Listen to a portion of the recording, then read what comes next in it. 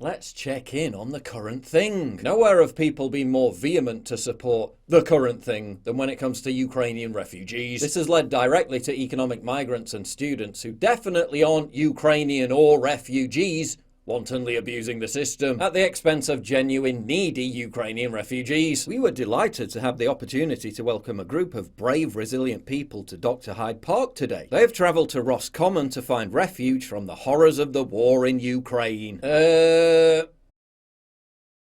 Who wants to tell them? If the current thing is doing everything we can to support Ukrainian refugees, does it matter that significant numbers of them appear to not be Ukrainian or refugees?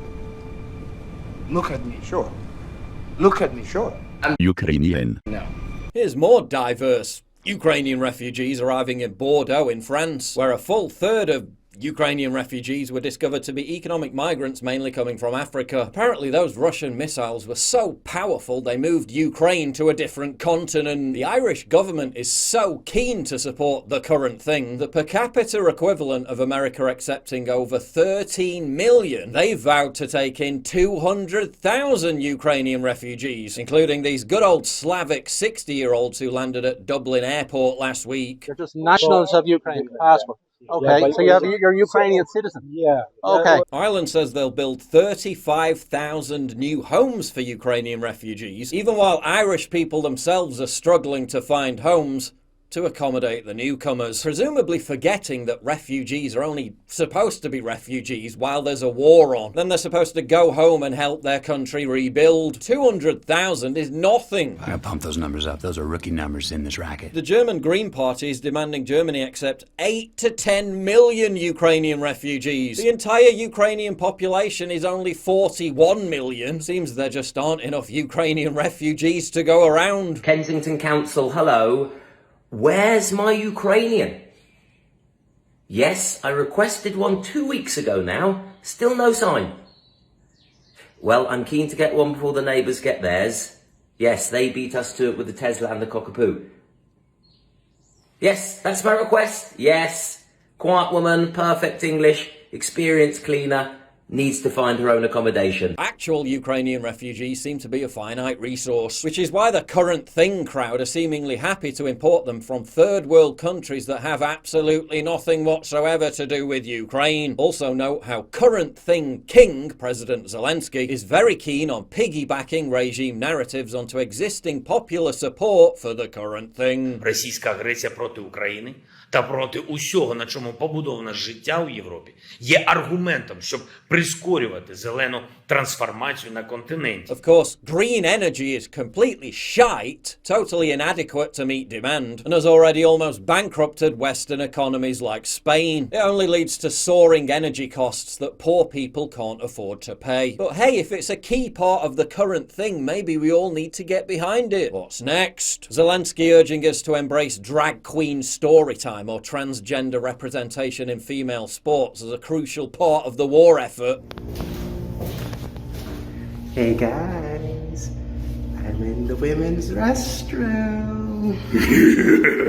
Current thing, selective outrage, socially engineered outrage. The regime is so easily able to redirect people's cognitive impulses virtually overnight. It's both depressing and quite frightening. COVID. War. The difference between a bog-standard dictatorship and a ruthless totalitarian state is that a ruthless totalitarian state requires the aid of vast numbers of its own population to ideologically enforce it, and we're now well on the road to that society in the once free West. A poll in Canada found that vaccinated people are far more likely to risk World War III over Ukraine by supporting aggressive measures against Russia, while unvaccinated people are more likely to support diplomatic measures. NPCs seamlessly transferred from being deathly afraid of a virus which didn't kill 99% plus, depending on age group of people who caught it, to mindlessly lobbying for no-fly zones and military escalation that could very well cause nuclear Armageddon. Another poll found huge support for the current thing, support Ukraine. But when asked what they'd do if they were invaded like Ukraine, the majority of Democrats said they'd flee the country. It seems that mass support for whatever current thing the political class and the culture demands has become a form of cognitive addiction. Having been completely atomized from their communities, their families and their own culture, humanity is seemingly dependent on defining itself on lurching from one current thing crisis to another, then weaponizing it to ostracize, publicly shame and deplatform dissidents who dare suggest that all may not be as it seems. Support for the current thing is dependent on the vitriolic denunciation of those who don't support the current thing. Much like anyone who merely questioned the efficacy of lockdown measures or mask mandates was brutally smeared as a dangerous anti-vaxxer. You're either with the current thing or you're against it. There's no room for nuance or critical thinking,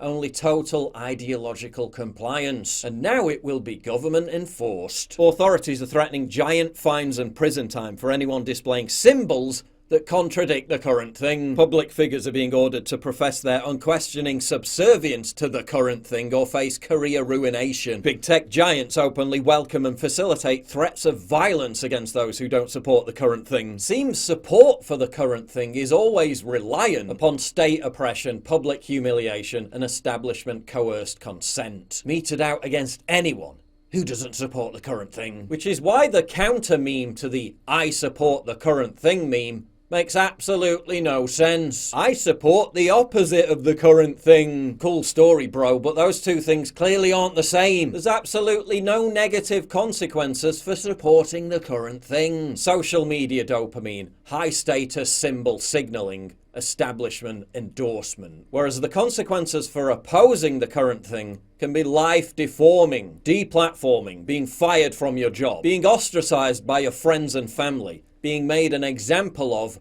by the establishment, prison sentences and punitive fines. There's an entire cancel culture, legacy media, fact-checker industrial complex that bludgeons people into accepting the received wisdom, the current thing, on pain of their lives being eviscerated and wrecked if they don't. I also think that a lot of the feckless zeal to support this new current thing is the lingering doubt that they were on the wrong side of history in relation to the previous current thing. Fourth booster, fuckers! Oh, and CVS gave us 8 free COVID tests for getting boosted. A vaccine so good you get given 8 free COVID tests after taking a 4th dose of it. If only they get it right this time, maybe everyone will forget about the previous current thing. And I'm not saying everyone who supports Ukraine has been brainwashed into doing so. Many people support Ukraine for good reasons, which they've developed a detailed knowledge of. But let's face it, the vast majority haven't. They only support Ukraine because of the fear of what society would think of them if they didn't. They only support Ukraine because they've been relentlessly engineered by the regime to do so. Or they only support Ukraine because they've realized it's the latest means of signaling their virtue, of broadcasting their esteemed membership in the high-status symbol club. Restaurants now requiring proof of Ukraine support. This dude really is a big fan of the current thing. Whether it be Ukraine, vaccines, or mask mandates, he has all the emoticons. He must be a really good person who tweets fantasies about watching people who think differently from him die in a gutter. Hashtag be kind. The Ukrainian flag is just another symbol, and it's completely interchangeable with whatever the regime decides is the current thing. It's merely another tribalist motif for the masses to embrace, so they can feel part of some kind of meaningful greater cause. An inadequate substitute for the total absence of genuine meaning and authenticity in their own lives. Vacuous vassals devoid of original thoughts or personalities. Biological units, wholly products of advertising and social engineering. Are you watching the US Panama soccer game right now? If not, you need to turn it on. In the US supporters section, their gay pride and Ukraine flags sewn together. The memes are real. Better yet, why not incorporate the new current thing, the Ukrainian flag, into the LGBT flag? I'm sure they can find room, but some current things are more current than others. I don't see any symbols of support for the people of Yemen. 377,000 people killed in Western-backed Saudi airstrikes. 10,000 children killed since 2015. Why has that never been the current thing? Why do we never see Saudi public figures being pressured to denounce that atrocity? Because the same regime that decides on what the current thing will be has been actively facilitating facilitating and supporting that atrocity for the past 7 years. Current thing cultists can't be convinced otherwise. Not even by the literal threat of the extinction of humanity, which is apparently worth it to support the current thing. Not even by their current thing heroes committing war crimes on camera. Not even by their current thing heroes calling up the mothers of prisoners of war to gloat about how they killed them. Not even by their current thing heroes being literal neo-Nazis. A Nazi! From Ukraine? Ah. Yeah, they may be Nazis, but they're our Nazis. They're moderate Nazis. New and better methods for broadcasting the necessity for everyone to support the current thing are being perfected by the regime. In London, a gigantic Globe concert hall will utilise a wraparound video screen to project advertising. And of course, regular reminders to support the current thing, when it's so easy for the regime to enlist support for the current thing. That's where totalitarianism finds its roots. Because the current thing could be anything. And as history shows, it almost always ends up being the dehumanization, persecution, and elimination of those who refuse to support the current thing.